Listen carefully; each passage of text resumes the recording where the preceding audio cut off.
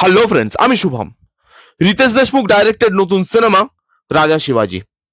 ছত্রপতি শিবাজি মহারাজ, তার শৌর্য, নীতি, জ্ঞান, তার চোখে স্বরাজ্যের স্বপ্ন এবং সেই স্বপ্ন পূরণের জন্য তার লড়াই, এই নিয়েই মূলত গোটা সিনেমাটা। এই সিনেমাটা দেখলাম, কেমন লাগলো সেটা নিয়ে তো কথা বলবোই, কিন্তু তার আগে এখন যে কথাটা বলবো, আমি জানি এটা শুনতে অনেক দর্শকের খারাপ লাগবে, অনেকে আমাকে কমেন্টে এসে গালাগালিও দিয়ে যাবে, আমি জানি। কিন্তু প্রত্যেককে একবার রিকোয়েস্ট করব, একবার পুরো ভিডিওটা শুনে নিন। আমি কি বলতে চাইছি সেটা বোঝার চেষ্টা করুন। তারপরেও যদি আপনাদের খারাপ লাগে বা আপনাদের মনে হয় যে আমি কোথাও ভুল বলেছি, কারণ বক্স খোলা তো আছেই, দেবেন গালাগালি মন ভরে, কোনো অসুবিধা নেই। এই সিনেমাটার মেকার্সরা এই সিনেমাটা বানিয়েছে কেন জানেন? খালি একটাই কারণে, ছত্রপতি শিবাজি মহারাজ, তার নামটাকে ইউজ করব এবং কারি কারি টাকা কামাবো। তাদের কোনোদিন ভালো ইন্টেনশন ছিলই না এই সিনেমাটা বানানোর। তাদের কোনোদিন ইন্টেনশন ছিলই না যে অথেন্টিকেশনের সঙ্গে এই চরিত্রটাকে দেখাবো, ছত্রপতি শিবাজি মহারাজ তাকে দেখাবো, তার গল্পটা বলবো। এটা তাদের ইন্টেনশন ছিলই না। যদি ইন্টেনশন থাকতো তাহলে রিতেশ দেশমুখ এই রোলের জন্য কোনোদিন নিজেকে কাস্ট করতো না। এই সিনেমাটা না গ্রুপিং হয়েছে, ডাইরেক্টরকে রিতেশ দেশমুখ, অ্যাক্টরকে রিতেশ দেশমুখ, অ্যাক্ট্রেসকে জেনেলিয়া দেশমুখ, সঞ্জয় দত্ত কানেকশন আছে ভালো বলিউডে রিতেশ দেশমুখের, এত বছর ধরে অ্যাক্টিং করছে। সঞ্জয় দত্ত, অভিষেক বচ্চন, কে নেই? ক্যামিও থেকে শুরু করে সব দিয়ে দিয়েছে শুধু টাকা কামাবে বলে। ছত্রপতি শিবাজি মহারাজ এই নামটাকে নিয়ে তারা ছেলে খেলা করেছে লিটারালি। এই সিনেমাটার সঙ্গে না প্রথম থেকে আমি কানেকশনই ফিল করতে পারিনি গোটা সিনেমাটা জুড়ে। কেন জানেন? যতবার রিতেশ দেশমুখ আসছিল, ডায়লগ বলছিল, ছত্রপতি শিবাজি মহারাজের রোলে তাকে আমি দেখতেই পাচ্ছিলাম না, লিটারালি সহ্য হচ্ছিল না আমার। তাকে যদি সহ্য করতে হতো বা তাকে যদি বসে আমাকে ভালো বলতে হতো, তাহলে এতদিন যা পড়েছি, এতদিন যা শুনেছি, সেগুলোকে মিথ্যা বলতে হতো। এক একটা ডায়লগ ডেলিভারি করছে অ্যাজ ছত্রপতি শিবাজি, সে ডায়লগ গুলোর মধ্যে জোর করে পাওয়ার দিচ্ছে। তার বডিতে কোনো পাওয়ার নেই, তার চোখে কোনো তেজ নেই, ডায়লগে পাওয়ার দিচ্ছে গায়ের জোরে। গায়ের জোরে ছত্রপতি শিবাজি মহারাজ হওয়া যায় না, এটা রিতেশ দেশমুখের জানা উচিত ছিল। প্রত্যেকটা কাস্টিং, তাদের পারফরমেন্স জঘন্য থেকে জঘন্যতম। সঞ্জয় দত্ত মনে হচ্ছে ঘুমিয়ে ঘুমিয়ে অ্যাক্টিং করছে।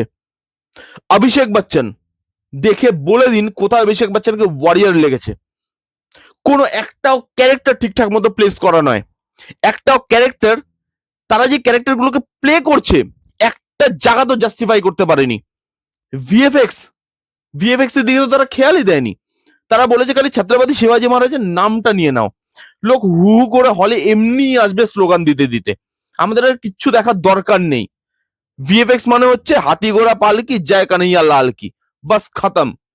হাতি, ঘোড়া, পাহাড়, পর্বত, পেছনের ব্যাকগ্রাউন্ড সব ফেক, দেখে বোঝা যাচ্ছে গ্রিন স্ক্রিনের কাজ। তারা ওগুলোতে মন দেয়নি, সেটা সেই ইন্টেনশনটা আপনি দেখলে বুঝতে পারবেন যে তারা খালি ওই নামটা নেওয়া ছাড়া ছত্রপতি শিবাজি মহারাজের আর কোনো দিকে মন দেয়নি। জাস্ট ভিএফএক্সটা সস্তায় বানিয়ে ছেড়ে দিয়েছে। আর ওই যে বললাম জয় কানাইয়া লাল কি, কানাইয়া লালের ভরসায় সব ছেড়ে দিয়েছে এরা। অ্যাকশন সিকোয়েন্স কোনো জায়গায় গুজবাম দিতে পারছে না, কোনো ডায়লগ ইম্প্যাক্টফুল নয়, কোনো ডায়লগ গুজবাম দিচ্ছে না, কোনো জায়গায় edge of the seat moment নেই। কোনো জায়গায় আমার মনে হচ্ছে না যে আমি ছত্রপতি শিবাজি মহারাজের ক্যারেক্টারটাকে কাউকে প্লে করতে দেখছি। ছাওয়ার লাস্টের আধ ঘন্টা এই গোটা সিনেমার থেকে অনেক বেটার। কেমিও এনেছে একটা, কেমিওটা দেখলে হাসি পাচ্ছে। লিটারালি আপনি ভাবতে পারেন আপনি ছত্রপতি শিবাজি মহারাজের সিনেমা দেখতে গেছেন আর আপনি হলে বসে আপনার হাসি পাচ্ছে কেমিওটা দেখে। যে বলিউড ছেলে খেলা করছে এগুলো নিয়ে। আমি জানি অনেকেই কথাগুলো শুনলে রেগে যাবে, তারা বলবে যে ছত্রপতি শিবাজি মহারাজকে নিয়ে সিনেমা হচ্ছে, সেটা দেখতে যাওয়াই আমাদের একমাত্র কর্তব্য, 100 বার কর্তব্য।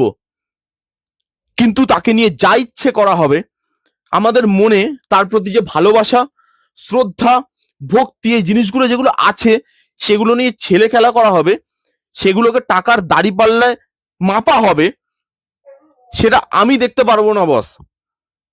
তাতে আপনারা আমাকে যা ভাবেন ভাবতে পারেন, আমার কিচ্ছু আসে যায় না। এই সিনেমাটা একটা পিরিয়ড সিনেমা, পিরিয়ডটাকে ক্রিয়েট করেছে, এটা ক্রিয়েট করা হয়েছে, এটা পিরিয়ড ক্রিয়েট হয়েছে। একটা জায়গাতেও সেট ডিজাইন ভালো না, একটা জায়গাতেও ভিএফএক্স ভালো না, অ্যাকশন ভালো নেই, ডায়লগ ভালো নেই, কেমিও ভালো নেই, যারা অ্যাক্টিং করছে তাদের পারফরমেন্স ভালো নেই। সিনেমাটার মধ্যে কি ভালো আছে? ছত্রপতি শিবাজী মহারাজের নাম নিয়ে কিছু লোক ছেলে খেলা করবে, টাকা ইনকাম করবে, আর আমি সেটা দেখতে যাব, দেখতে গিয়ে বলবো যে হ্যাঁ ভালো বানিয়েছে। পারবো না বলতে বস। আমি সারপ্রাইজ, নিজের ওপরে সারপ্রাইজ। আজকের ডেটে যদি আমাকে কেউ অপশন দেয় না যে তুমি রাজা শিবাজি দেখবে নাকি একদিন দেখবে, আমির খানের ছেলেরা সাইফ পল্লবীর, আমি এক কথায় কোনো কিছু ভাবনা চিন্তা না করে চোখ বন্ধ করে বলে দিতে পারি যে আমি একদিন দেখব। আমি রাজা শিবাজি দেখবো না, কারণ ওটা বসে দেখা যায় না।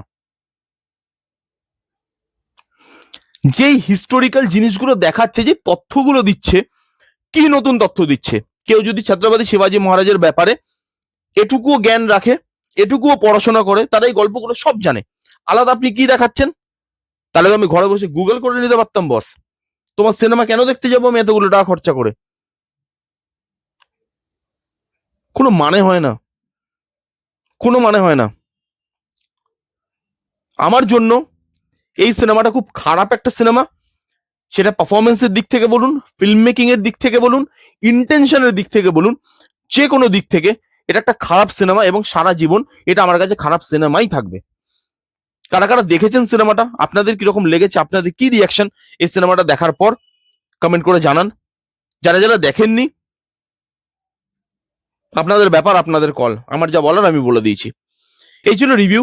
কেমন লাগলো রিভিউটা জানাতে ভুলবেন না। ভালো লাগলে please give it a Thums up, like করবেন, কমেন্ট করবেন, শেয়ার করবেন, চ্যানেলটাকে মাস্ট মাস্ট সাবস্ক্রাইব করবেন। দেখা হচ্ছে নেক্সট কোনো ভিডিওতে। ততক্ষণ bye bye, take care and be safe.